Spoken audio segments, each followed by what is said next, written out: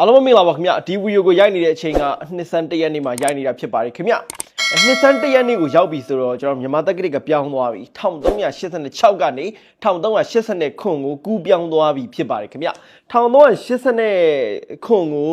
ုကျွန်တော်တို့ကခွန်နဲ့စားကြည့်လိုက်မယ်ဆိုလို့ရှိရင်အကျွန်းတစ်ကျွန်းတာဖြစ်ပါတယ်အကျွင်းတစ်ကျွန်းနဲ့ဆိုရင်မဟာဘုတ်ရဲ့သဘောတရားအရာကြည့်လိုက်မယ်ဆိုရင်အောင်လန်ဒူစစ်သူကြီးပွဲဆိုတဲ့အတိုင်းဖြစ်တဲ့အတွက်ကြောင့်ကြာသာရိနိုင်ကြီးအထိတ်ဆုံးမှာရောက်နေရဖြစ်ပါတယ်အဲ့အတွက်ကြောင့်ဒီ1389ခုနှစ်ကာလအပိုင်းခြားအနေနဲ့ကကြာသာရိသားသမီးတွေရွှေထီးဆောင်မဲ့နှစ်လို့သတ်မှတ်ရတာဖြစ်ပါတယ်ကြာသာရိသားသမီးတွေကောင်းကျိုးပေးလာမယ်ကြာသာရိသားသမီးတွေတိုးတက်လာမယ်ကြာသာရိသားသမီးတွေအောင်မြင်လာမယ်ကြာသာရိသားသမီးတွေအနေနဲ့ဒီ1389ခုနှစ်ပေါ့နော်ဒီ2025ဒါနှစ်အလယ်လောက်ကနေစပြီးမှနှစ်အကုန်ပိုင်းဘက်ကိုရောက်ရှိသွားတယ်ဆိုတော့အတိုင်းအတာမျိုးတွေမှာကောင်းမွန်တဲ့အရာတွေကိုမျှော်လင့်ထားတဲ့ကိစ္စတွေကိုဖြစ်ချင်နေတဲ့အရာတွေကိုလှုပ်ချင်နေတဲ့အရာတွေဖြစ်ခွင့်ရလာမယ်ကိုစူးစမ်းနေတဲ့အရာတွေဆိုတော့အကောင့်ထဲပေါ်လာမယ်စသဖြင့်ဒီလိုမျိုးတွေသတ်မှတ်လို့ရတဲ့အထက်မှာပါလာတယ်ပေါ့အဲ့တော့ကြောင့်ကြာသာရိသားသမီးတွေအနေနဲ့ကဒီ၄လပိုင်းကနေစပြီးတော့ဒီ၄လပိုင်းဒီအခုဒီဟွာပေါ့တကြံပြီးသွားတဲ့အချိန်နောက်ပိုင်းကနေစပြီးတော့မှသူကတဖြည်းဖြည်းနဲ့သူကကောင်းမွန်တဲ့အပိုင်းကိုရောက်ရှိလာခဲ့ပါကျွန်တော်အခုပြောနေတာကဒီကြာဟို2025အတွက်ဟိုတနစ်စာဟောတဲ့ရေလို့မဟုတ်ဘူးသူကကြာသာရိသားသမီးတွေနဲ့ဆက်ပြီးတော့မှာပေါ့နော်သူကလုံးဝကောင်းမွန်လာမယ်ဆိုတဲ့သဘောတရားအကြောင်းကိုမိတ်ဆွေကိုကျွန်တော်ရှင်းပြချင်တာပြောပြချင်တာပေါ့နော်အဲအကြောင်းမလို့ကျွန်တော်ပြောပြနော်ဆိုတော့လေးလပိုင်းဒီတကြံပြီးနောက်ပိုင်းနေစပြီးတော့မှကြာသာရိသားသမီးတွေကကောင်းမွန်တဲ့ဘက်ကိုတဖြည်းဖြည်းနဲ့ရောက်သွားတယ်ဂျိုးဝင်မှာကြရင်တော့သူကအနည်းဆုံး3လလောက်ချားတယ်အဲအတွက်ကြောင့်သူကဒီ4လပိုင်းကစပြီးတော့ဟိုကောင်းတာဖြစ်တဲ့အတွက်ကြောင့်သူက3လလောက်ချားတယ်ဆိုတဲ့အတိုင်းနာမှာ4လကို3လထပ်ပေါင်းရင်9လပိုင်းရတာပေါ့ဗျာ969ခွန်ဆိုတော့9လပိုင်းလောက်ဆိုရင်သူကတိတတာထူးခြားခြားမျိုးကောင်းမွန်သွားပြီဆိုတဲ့သဘောလေးရှိတာပေါ့နော်အဲ့ကြာသာရိသားသမီးတွေရဲ့အလောက်ကန်နေစပြီးမှပြောရမယ်အလောက်ကန်စိတ်ပိုင်းဆိုင်ရာလေးနည်းနည်းလေးစပြပါမယ်နော်ကြာသာရိသားသမီးတွေအနေနဲ့ကကျတော့ဘယ်လိုမျိုးဖြစ်ပလာမလဲဆိုတော့အစိုးတွေအကုန်ပြီးပြီဆိုတဲ့သဘောတရားမျိုးဖြစ်သွားမှာအစိုးတွေအကုန်ပြီးပြီဘာမှငါမှာကွာဘာမှကိုထပ်ဆိုးဖို့မရှိတော့အဲ့တော့ကြောင့်စိုးစရာလည်းဘာမှမရှိတော့ကုန်နေပြီကောင်းလာဖို့ပဲကြံတော့တယ်အဲ့လိုမျိုးတတ်မှတ်လို့ရတဲ့ကာလာမျိုးကိုကြာသာရိသားသမီးတွေကရောက်ရှိသွားမှာဖြစ်ပါတယ်ဆိုတော့စိုးရရာတွေကများနေခဲ့ပြီဗျတင်မလားအရင်တော့ဟိုအရန်ကိုခက်ခဲနေတဲ့ချိန်ကာလတွေပင်ပန်းနေတဲ့ချိန်ကာလတွေစိတ်ပန်းလူပန်းဖြစ်နေတဲ့ကာလတွေများနေခဲ့ပြီဘယ်တော့မှကောင်းအောင်မကောင်းဒါပေမဲ့ဒီ၄လပိုင်းနောက်ပိုင်းကနေစပြီးမှတော့တဖြည်းဖြည်းနဲ့ကြာသာရိသားသမီးတွေကကောင်းမွန်လာမှာဖြစ်တဲ့အတွက်စိတ်ပိုင်းဆိုင်ရာအရာကတော့သူကနည်းနည်းလေး emotion အရာဟိုတိုးတက်လာမယ်ဆိုတဲ့သဘောတရားမျိုးသွားတယ်လှုပ်ချင်ကန်ခြင်းသေးလေးတွေဟိုဖြစ်လာမယ်ပြီးတော့ငါကိုငါနှစ်တစ်ကနေဆိုင်မှာငါကိုငါပြောင်းလဲပြီးတော့မှငါနေတော့မယ်စသဖြင့်ပေါ့ဗျာစိတ်ပိုင်းဆိုင်ရာမှာတက်ကြွမှုလေးတွေရောက်ရှိလာမယ်ဆိုတဲ့သဘောတရားလေးဖြစ်တာအဲ့တော့ကြာသာရိသားသမီးတော်တော်များများ၄လပိုင်းကနေစပြီးတော့မှကိုယ့်ရဲ့ပုံစံလေးကနည်းနည်းလေးပြောင်းလဲသွားရတယ်ဥပမာအရင်ကဆိုကိုက10နာရီ17လောက်မှအိပ်ရထားတယ်ဆိုဒီတကြံမီနောက်ပိုင်းနေမှာအဲ့လိုမဟုတ်တော့မနေ့ဆိုလက်စောလေးထားတယ်ငါဘာလို့ရင်ကောင်းမလဲငါအခုလုပ်နေတဲ့အရာတွေအတွက်ငါဘာတွေကြိုတင်ပြင်ဆင်ရမလဲစသဖြင့်ကိုယ့်ရဲ့လာမယ့်အနာဂတ်တွေနဲ့ပတ်သက်လို့မှာပါကြိုတင်ကြံစီမိတဲ့အခိုက်အတန့်မျိုးလေးတွေကြိုတင်တွေးတောနေမိတဲ့ဆိုတဲ့အခိုက်အတန့်မျိုးလေးတွေများသောအားဖြင့်တော့ကြုံလာရမှာဖြစ်ပါတယ်အဲ့ဒါကြောင့်စိတ်ပိုင်းဆိုင်ရာအရာကကြာသာရိသားသမီးတွေတိုးတက်လာမယ်အားကောင်းလာမယ်ကိုယ့်ရဲ့စိတ်ပတ်ဓာတ်ခွန်အားလေးတွေအပြည့်အဝနဲ့ကိုဖြစ်ချင်နေတဲ့အရာလေးတွေကိုခြေလန်းလေးစပြီးတော့မှလှမ်းလိုက်တော့မယ်ဆိုတဲ့အနေအထားမျိုးကိုရောက်ရှိသွားတာဖြစ်ပါတယ်အဲဒါကြောင့်ကြာသာရိသားသမီးတွေကောင်းမွန်တဲ့ဘက်မှာရှိပါတယ်လေးလပိုင်းကစပြီးမှတဖြည်းဖြည်းလေးနဲ့ကောင်းမွန်တဲ့ဘက်ကိုရောက်ရှိလာပြီးတော့ကိုယ့်ရဲ့စိတ်ပိုင်းဆိုင်ရာအရာလည်းပြန်လည်အဆင်ပြေကောင်းမွန်လာမယ်လို့သတ်မှတ်ရတာဖြစ်ပါတယ်ကောင်းတာတွေနဲ့အညီစိုးတာတွေကလည်းကပ်ပြီးတော့နည်းနည်းလေးပါလာတယ်နော်ဆိုတော့စိုးတဲ့အချက်လေးတွေပြပြအဲ့ဒါဘာလဲဆိုတော့မိသားစုနဲ့ပတ်သက်တာဆိုတော့ကြာသာရိသားသမီးတွေအနေနဲ့ကစိတ်ပိုင်းဆိုင်ရာရောကိုယ့်ရဲ့ဒီရုပ်ပိုင်းဆိုင်ရာအရာရောကိုယ့်ရဲ့ကကြမ္မာအရာရောဟိုဒီ၄လပိုင်းလာစပြီးမှတဖြည်းဖြည်းနဲ့ပြန်ကောင်းသွားတယ်ဒါပေမဲ့ပတ်ဝန်းကျင်မှာကြာရင်မကောင်းအထူးသဖြင့်အဖေမေနဲ့ပတ်သက်တဲ့ကိစ္စမိသားစုအကြားပြဿနာများတဲ့အဖေမေနဲ့ပတ်သက်ပြီးတော့မှရန်ဖြစ်တာစကားများတာပြောဆိုတာခက်ခဲတာကိုယ့်အိမ်ကဖြစ်ချင်တဲ့အရာနဲ့ကိုလှုပ်ချင်တဲ့အရာနဲ့လွဲချော်နေတဲ့ဆိုတဲ့အနေအထားမျိုးတွေမှာကြာသာရိသားသမီးတွေအနေနဲ့ကနည်းနည်းလေးပေါ့နော်မိသားစုပြဿနာလေးတွေကတောက်ကဆလေးတွေဖြစ်တတ်တယ်ဆိုတဲ့သဘောတရားလေးပါပါတယ်အဲဒါကြောင့်ဒီအဖေမေကြီးကိုမောင်နှမတွေနဲ့ပတ်သက်ပြီးတော့မိတ်ဆွေတို့သတိထားပေးရမှာဖြစ်ပါတယ်ကြာသာရိသားသမီးသတိထားပေးရမှာဖြစ်ပါတယ်အဓိကတော့မိသားစုရေးရပေါ့ဗျာဒါဒီဗီဒီယိုကြည့်နေတဲ့ကြာသာရိသားသမီးကအသက်ကြီးတဲ့သူဖြစ်နေမယ်ဆိုလဲဒါကိုယ့်ရဲ့ဒီသားရေးသမီးရေးကိစ္စဟိုသားကဘာဖြစ်လို့ပူပန်ရတယ်ဒီသားကဘာဖြစ်လို့ပူပန်ရတယ်နော်အဲ့လိုမျိုးပေါ့နော်ပြောချင်းတဲ့သဘောတရားလေဒီသားရေးသမီးရေးကိစ္စလေးတွေဒါမှမဟုတ်ဒီကိုယ့်ရဲ့ပတ်ဝန်းကျင်မိသားစုနဲ့ ဆက်ဆက်တဲ့ကိစ္စလေးတွေဒါသတိထားပေးရမှာဖြစ်ပါတယ်နော်ဒါလေးကသတိထားမယ့်အချက်လေးပဲဒါလေးသတိထားပေးအောင်မယ်ဟုတ်ပြီနော်โอเคဆိုတော့အလုတ်ကင်ပိုင်းနဲ့ပတ်သက်လာလေးကြည့်သူကအလုတ်ကင်နဲ့ပတ်သက်တဲ့ကံကြမ္မာကျတော့သူကမကောင်းမှုတော့မဟုတ်ဘူးပေါ့နော်ကောင်းတော့ကောင်းတယ်ဒါပေမဲ့အပြောင်းလဲမရှိဘူးဖြစ်တဲ့အတွက်ကြောင့်ကြာလာပြီသားသမီးတွေအနေနဲ့ကတကြံတော့ပြီးပြီငါလှုပ်ပြောင်းရင်ကောင်းမလားပေါ့နော်အဲ့လိုမျိုးစဉ်းစားနေတဲ့ကြာလာပြီသားသမီးတွေအနေနဲ့ကအလုံးမပြောင်းသေးပါနဲ့ဟုတ်ပေါ့နော်အဲ့လိုမျိုးလေးကျွန်တော်အနေနဲ့ပြောရမှာဖြစ်ပါတယ်နားလေလုံအောင်လေးပဲပြောမယ်ဆိုလို့ရှိရင်တော့ကြာလာပြီသားသမီးတွေလက်တလောကာလအတွင်းဒီ4လပိုင်း5လပိုင်း6လပိုင်းဆိုတဲ့ကာလအတွင်းမှာအလုတ်ကင်ပြောင်းဖို့တို့ငါရာဟုတိုးလေးလုပ်ရင်ကောင်းမလားလုပ်ငန်းလေးတစ်ခုအပြောင်းလဲလေးလုပ်ရင်ကောင်းမလားစသဖြင့်တွေးတော့တာမျိုးတွေပါမလုပ်ပါနဲ့ဟုတ်လက်ရှိရင်းသွဲကိုလုပ်နေတဲ့လုပ်ငန်းလေးမှာပဲပုံမှန်လေးပဲဆက်ပြီးတော့လုပ်သွားပါအောင်ကိုခုလက်ရှိအလုတ်ကင်နဲ့ပတ်သက်လို့စီစဉ်နေတာလေးတွေကိုပဲပုံမှန်လေးပဲဆက်လုပ်သွားပါအောင်အလုတ်အပြောင်းလဲတွေပါမလုပ်နဲ့လုပ်ငန်းတွေပါတိုးချဲ့တာမျိုးတွေလုပ်ငန်းတစ်ခုခုပေါ့နော်ပြုပြင်ပြောင်းလဲတာမျိုးလေးတွေဒီ4လပိုင်း5လပိုင်း6လပိုင်းလောက်မှာမလုပ်ပါနဲ့ဟုတ်ဘယ်အချိန်ကျရင်လုပ်လို့ရမလဲဆို9လပိုင်းလောက်ဆိုလုပ်လို့ရပြီအဲ့တော့ကြာလာပြီသားသမီးအနေနဲ့ကအလုတ်ပြောင်းမှုရွှေ့ဖို့လုံနေရထိုင်ခဲ့အပြောင်းရွှေ့အပြောင်းလဲလုပ်ငန်းကိုင်ပိုင်းနဲ့ပတ်သက်လို့ကိုကတခုခုပေါ့နော်နှစ်တစ်ကိုပြန်စပြီဆိုတော့အလုပ်တွေဥမာရင်းနှီးလိုက်မယ်အလုပ်တွေရှေ့ရထည့်လိုက်မယ်အလုပ်တွေတခုခုကိုကစူးထားလိုက်မယ်အဲ့လိုမျိုးအရာတွေအနေနဲ့က9လပိုင်းလောက်ဆိုရင်တော့လုံးဝအပီပြင်ကောင်းတယ်အပီပြင်ချဲလို့ကောင်းတယ်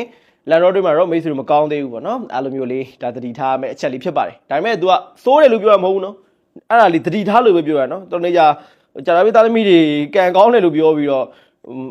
့မလုံတဲ့ဟိုနေကြီးပဲပြောနေလို့ဖြစ်မှာဆိုလို့ကျွန်တော်စိုးလို့ကျင်တော့နားလေလားလက်တော်လေးတွင်ဒီ4လပိုင်း5လပိုင်း6လပိုင်းလေးတွင်နည်းနည်းလေးခဏလေးနေအဲ့လိုပုံစံမျိုးနော်ခဏလေးမလုံးနဲ့9လပိုင်း8လပိုင်းအဲ့ဝင်းကျင်လောက်မှအဲ့လိုသဘောတရားမျိုးဆိုလို့ကျင်တာကျွန်တော်ပြောသဘောလားပိုကောင်းတယ်ပိုအဆင်ပြေဒါကိုပြောကျင်တာနော်အဲ့လိုသဘောတရားဖြစ်ပါတယ်ခင်ဗျနောက်တစ်ခုကအလုတ်ကန်နဲ့ပတ်သက်တာပါရှိမလဲအလုတ်ရှာနေတာမျိုးတွေဒါမျိုးတွေဆိုလို့ရှိရင်လည်းအလုတ်ရလာနိုင်ခြင်းရှိတယ်အလုတ်တွေကိုကတခုခုပေါ့နော်ကိုကအလုတ်တွေကြိုးစားရမယ်တခုခုကိစ္စစီစဉ်ရမယ်လုပ်ငန်းပိုင်းမှာကိုကကြီးမားမားအပြောင်းလဲတစ်ခုခုကိုကစီစဉ်ရမယ့်အရာမျိုးတွေဒါတွေလည်းတွက်နေသူတော့ကောင်းကျိုးပေးရပုံရောက်ပါအဲ့တော့ကြောင့်ဂျာရီသားသမီးအနေနဲ့ကအလောက်ကိုင်းနဲ့ပတ်သက်တာတော့များသောအားဖြင့်ဒီနှစ်အကုန်ပိုင်းကိုရောက်လေပူကောင်းလေတတ်မှတ်ရမှာဖြစ်ပြီးတော့အလောက်ကိုင်းနဲ့ပတ်သက်တဲ့ကိစ္စအဝါလေးတွေပြန်လဲအဆင်ပြေအောင်မြင်လာမှာဖြစ်ပါတယ်အလောက်ကိုင်းနဲ့ပတ်သက်လို့ကကြတော့သူကဒီများသောအားဖြင့်တော့ဒီဂျာရီသားသမီးတွေကကိုယ်ပိုင်လုပ်ငန်းတွေနဲ့ကြိုက်တာလေကိုယ်ပိုင်လုပ်ငန်းတွေနဲ့ကြိုက်တာဆိုတော့ဒီကိုယ်ပိုင်လုပ်ငန်းလုပ်တဲ့မိတ်ဆွေတွေအနေနဲ့ကပိုအဆင်ပြေတယ်အဲဆိုကိုကကြာလာပေးသားသမီးလေးဖြစ်တယ်ကိုယ်ပိုင်လုပ်ငန်းလေးတစ်ခုစလုပ်မလို့ဆရာကြီး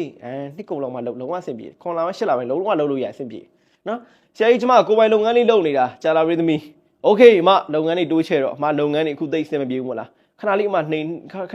ငြိမ်နေလိုက်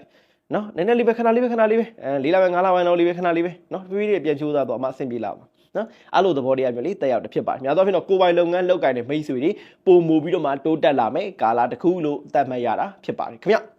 အဲ့တော့ကငွေကြေးပိုင်းပေါ့နော်ငွေကြေးပိုင်းကကျတော့ तू ကနည်းနည်းလေးပြောရတာခက်တယ်အဲ့တော့အဆင်မပြေဘူးမဟုတ်ပြေတယ်သူကလုံလောက်တဲ့ဟာမျိုးမဟုတ်တာပေါ့နော်ဥပမာကိုကငါဒီလောက်ကိုငါပတ်စံ10သိန်းရရမယ်လို့မှန်းထားတယ်သူက8သိန်းလောက်ဖြစ်နေကျွန်တော်ဆိုရင်သဘောလားပတ်စံဝင်တော့ဝင်တယ်စိန်လဲတွက်နေသူတို့ပြေးတယ်ဒါပေမဲ့ဘယ်လိုရလဲကိုယ့်ရဲ့စိတ်ကဗျာ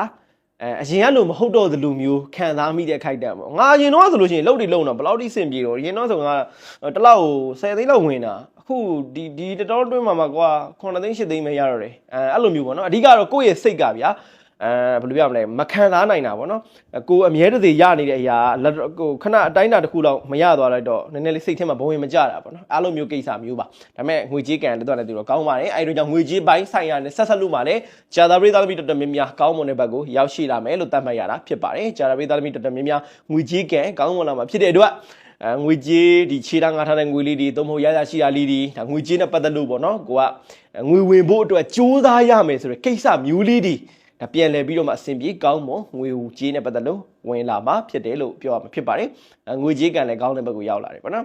်အလောက်ကိုင်းတဲ့ငွေကြေးနဲ့ပြီးပြီဆိုမိတ်ဆွေတို့အရေးကြီးဆုံးကမိတ်ဆွေရဲ့အခြေရေးနဲ့ပတ်သက်တာအရေးကြီးဆုံးဂျာလာပေးသားသမီးတွေအခြေရေးနဲ့ပတ်သက်ရင်ကျော်သူထူးဆန်းနေဗျာသူရတာမလို့လိုတာမရဖြစ်နေကိုကအခြေရေးနဲ့ပတ်သက်လို့ကိုအရန်ကိုပေါ့နော်သဘောကျတဲ့သူရှိတယ်ဆိုလို့ရှိရင်မရဘူးကိုသဘောမကျတော့ဘူးဆိုလို့ရှိရင်ကျတော့ရတယ်ပေါ့နော်အဲ့လိုပုံစံမျိုးပေါ့နော်ဆိုတော့ဂျာလာပေးသားသမီးတွေကဒီတကြံပြီးသွားတဲ့အခါမျိုးမှာပေါ့နော်ဒီ2025ဒါဒီနှစ်တာအတော့တာအတွင်းနေထဲမှာအချင်းနဲ့ပတ်သက်ရင်သူကရတာမလို့လိုတာမရပဲဘုံရင်မကြောက်ကိုယ့်ချစ်တူကြီးသားရှိထားရဲဆိုလေကိုယ့်ရဲ့ချစ်တူကြီးသားရဲ့လောက်ရက်တွေကိုယ့်ရဲ့ချစ်တူကြီးသားရဲ့ပြောရဲဆိုတဲ့ပုံစံတွေကိုယ့်ရဲ့ချစ်တူကြီးသားရဲ့လောက်ရက်တွေအပေါ်မှာ ဘဝင်မကြောက်ငါဖြစ်စေခြင်းတဲ့အတိုင်းနေရမဖြစ်နေဘူးအဲ့လိုပုံစံမျိုးတွေများသွားပြီးချုံရတတ်တာပေါ့အဲ့ဒီရောက်ဂျာတာဘေးသားမိအနေနဲ့ကဒီအခြေအေးပိုင်းနဲ့ဆိုင်ရာနဲ့ပတ်သက်လို့ပါဒီလူငယ်လူရွယ်တွေအကြားမှာချစ်သူကြီးသားတွေအကြားအနေနဲ့များတော့အဲ့လိုမျိုးဘဝင်မကြပြီးတော့မှဗလိုင်းကြီးပြဿနာရှာခံရတာမျိုးတွေဘာတွေချုံရတတ်တယ်ဂျာတာဘေးသားယောက်ျားလေးတွေဆိုတော့ပိုပြီးမှသိတာလေပိုပြီးမှသိတာလိမ့်မယ်ပေါ့နော်အဲ့လိုမျိုးကိုယ့်ရဲ့ချစ်သူကြီးသားကဂျာတာဘေးဖြစ်နေဆိုလို့ရှင်ပိုပြီးမှသိတာလိမ့်မယ်ပလိန်ကြီးပြဿနာရှာခံရတာအဲ့လိုပုံစံမျိုးပေါ့နော်ဂျာတာဘေးရှင်းရှင်းတွေ့ရင်လည်းအဲ့လိုပါပဲအတောင်းလို့ရှိရင်အဲ့လိုကြာလာပြီးသားသမီးအဲ့လိုခံစားရတာဗျာကိုကကြာလာပြီးသားသမီးဖြစ်နေလို့ရှိရင်အဲ့လိုမျိုးပေါ့ပလိန်ကြီးပေါ့နော်ပလိန်ကြီးအဲ့လိုစင်မပြေဖြစ်သွားတဲ့ခိုက်တံမျိုးပေါ့နော်အဲ့လိုပုံစံမျိုးဘာမှလည်းမဟုတ်ဘဲနဲ့ပြဿနာကြီးပြည့်နေတာအဲ့လိုမျိုးအဖြစ်ပြက်အခိုက်တံမျိုးကြုံရတာဖြစ်ပါတယ်အဲ့ဒါကြောင့်အခြေနဲ့ပတ်သက်တာမကောင်းတော့မဟုတ်ဘူးသူကနည်းနည်းလေးဘဝင်မကြဘူးကိုအနားမှာရှိနေတဲ့လူကိုအနားကိုရောက်နေတဲ့လူအပေါ်မှာကိုအနေနဲ့စိတ်ပိုင်းဆိုင်ရာအရာအဆင်မပြေဘူးဆိုတဲ့အခိုက်တံမျိုးပေါ့နော်နင်းကငါဖြစ်စေချင်တဲ့ပုံစံဘာလို့မဖြစ်တာတော့နင်ကငါပြောတဲ့အတိုင်းကိုနင်ကမလုံနေဘူးအဲ့လိုမျိုးပေါ့နော်အဲ့လိုမျိုးလေးတွေဖြစ်တတ်တဲ့သဘောတရားဖြစ်ပါတယ်နင်ကရင်တော့ဆိုလို့ရှိရင်နင်ရင်တော့အဲ့လိုပုံစံမျိုးမဟုတ်ဘူးလေနင်ရင်တော့ငါ့ကိုစာရီအမြဲတမ်းပို့ငါနဲ့အမြဲတမ်းဖုန်းနေပြောနင်ခုကြောင့်ဘာလို့လို့ဖြစ်သွားတာလဲအဲ့လိုမျိုးဖြစ်မိရတတ်တဲ့အခိုက်အတန့်မျိုးလေးတွေကြုံတွေ့လာတာဖြစ်ပါတယ်ဆိုတော့မြေတားကြီးကနည်းနည်းဘဝင်မကြစရာလေးတော့မရဘူးဒါပေမဲ့အစင်မပြေဘူးလို့မဟုတ်ပါဘူးပြေတော့ပြေပါတယ်နော်ကြာဝေးသားသမီးတွေအနေနဲ့ကသတိထားမယ်နေနေလို့ပြောပါဆိုလို့ရှိရင်တော့တနင်္ဂနွေတနင်္လာဗုဒ္ဓဟူဒီနေ့နဲ့ကိုသတိထားမှာဖြစ်ပါတယ်ကြာလာဝေးသားသမီးဒီဗီဒီယိုကိုကြည့်နေတဲ့ချစ်သူကြီးသားအိမ်အောင်ဘက်လည်းရှိထားတယ်ကိုယ့်ရဲ့အိမ်အောင်ဘက်သို့မဟုတ်ချစ်သူကြီးသားအနေနဲ့ကတနင်္ဂနွေတနင်္လာဗုဒ္ဓဟူဖြစ်နေမယ်ဆိုရင်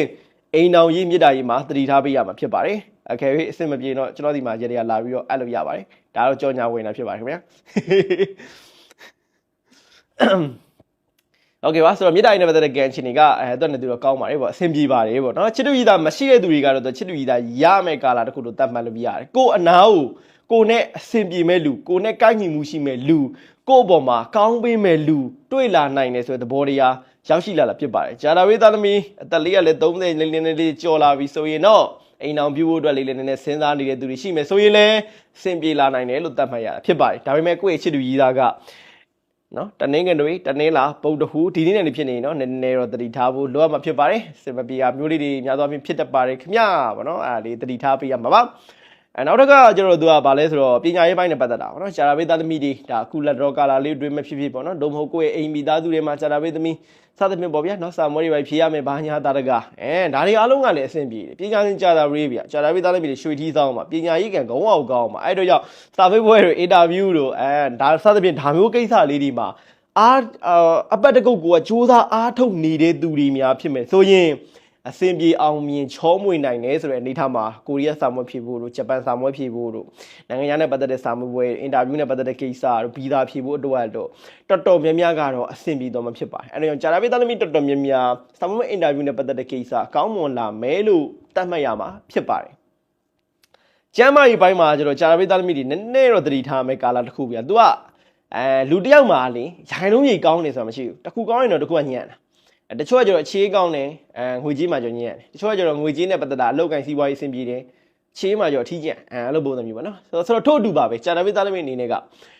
ကောင်းမွန်လာတာဖြစ်တဲ့အတွက်ကငွေဒီဟိုပါပေါ့ကျမ်းမာရေးဘိုင်းနဲ့ပတ်သက်တော့ကျတော့နည်းနည်းလေးအားနည်းသွားတာဖြစ်ပါတယ်သူကကျမ်းမာရေးကိုသိဂီးမဆိုင်မိဘူးကိုကျမ်းမာရေးကိုသိဂီးမဆိုင်မိဘူးပေါ့နော်အဲ့လိုမျိုးဖြစ်တဲ့အခိုက်အတန့်မျိုးပေါ့နော်ဆိုတော့ဂျာတာဘေးသားသမီးတွေကျမ်းမာရေးနဲ့ပတ်သက်တာသတိထားဖို့လိုအပ်ပါတယ်ဒါတက်ကြီးရွယ်အိုတွေစသဖြင့်ပေါ့နော်အသက်30 40 50စသဖြင့်ပေါ့ဗျာအသက်ရွယ်တိုင်းတာတစ်ခုရောက်ရှိနေတဲ့ဂျာတာဘေးသားသမီးတွေနဲ့ကကိုယ့်ရဲ့ကျမ်းမာရေးတွေကိုပြန်စစ်ဆေးဖို့လိုအပ်ပါတယ်နော်ဘာယောဂါကြီးဖြစ်တဲ့ဘာညာယောဂါကြီးဖြစ်တဲ့ဘာလို့တော့မဟုတ်ဘူးပေါ့ဗျာဒါပေမဲ့ကျမ်းမာရေးလေးသတိထားပေါ့ဒီလိုသဘောတရားလေးကိုဒါစောင့်ရရှောင်ရအနေနဲ့ပြပြပေးတာဖြစ်ပါတယ်ဒါကဗျာကျွန်တော်ကဟောကိန်းကြီးပြောနေတာမျိုးမဟုတ်ဘူးကျွန်တော်ရဲ့အခုလက်ရှိဒီမှာတွက်ကြည့်ပြီးတော့မှခေါင်းထဲမှာပေါ်တဲ့အရာကိုပလိန်ကြီးထိုင်ပြောနေတာအဲ့လိုမျိုးဆိုတော့တချို့ချက်လေးတွေလိုသွားလေးရှိကောင်းရှိနိုင်ဒါပေမဲ့ကျွန်တော်တတ်နိုင်သလောက်ပေါ့နော်မိတ်ဆွေတွေကိုနည်းနည်းအဲ့လိုနားလေလေးလွယ်ကူအောင်လို့မလို့ကျွန်တော်အနေနဲ့ဟိုပေါ့ဘာပုံစံလေးလည်းဖြစ်အောင်ကျွန်တော်တေချာလေးရှင်းပြပေးတာပေါ့နော်ဒီဂျာတာဘေးနဲ့ပတ်သက်တဲ့ခြားလေးတွေပေါ့နော်ဆိုတော့နောက်ဆုံးအချုပ်အနေနဲ့ပြောရမှာတော့ဂျာတာဘေးသားမိတွေကဒီတကြံပြီးနောက်ပိုင်းစပြီးတော့မှရွှေထီးဆောင်မဲ့ကာလဖြစ်တဲ့အတွက်စိတ်တက်မကြရဘူးဂျာတာဘေးသားမိတွေစိတ်ကိုမာထားမှရမယ်နော်စိတ်ကိုမာထားမှရမယ်ကိုမှကိုတယောက်ပဲရှိတယ်ဆိုရင်တော့မှ ငါမှငါအဖေမေရှိသေးတယ်နော်အဲ့လိုမျိုးပေါ့နော်ဆိုတော့ဒီကတော့ကိုယ့်ကိုပြန်ပြီးတော့အားတင်းပြီးတော့မှကိုကပြန်ကြိုးစားရမယ်ဆိုတော့အနေထားမျိုးလေးဖြစ်နေတာနော်အဲဒီကြောင့်မလို့ဂျာရီသားသမီးအနေနဲ့ကလွန်ခဲ့တဲ့အတိတ်မှာဘာတွေဘယ်လောက်ပဲစိုးခဲ့လက်ရှိရောက်နေတဲ့ကာလအနေစတင်ပြီးတော့မှလာမယ့်အနာဂတ်အပေါင်းများစွာတိုင်အောင်1389ခုနှစ်ဆိုတဲ့အတိုင်းအတာမျိုးတွေမှာကိုယ့်အတွက်ခေါင်းမွန်မှုတွေများစွာရောက်ရှိလာသည်မှာဖြစ်ပါတယ်ခင်ဗျာဒါလေးကိုနားလည်လွယ်အောင်လေးရှင်းပြပေးတာဖြစ်ပါတယ်အားလုံးကျေးဇူးများတင်ပါတယ်ကျွန်တော်နာမည်ကဆရာနီတူဖြစ်ပါတယ်ခင်ဗျာ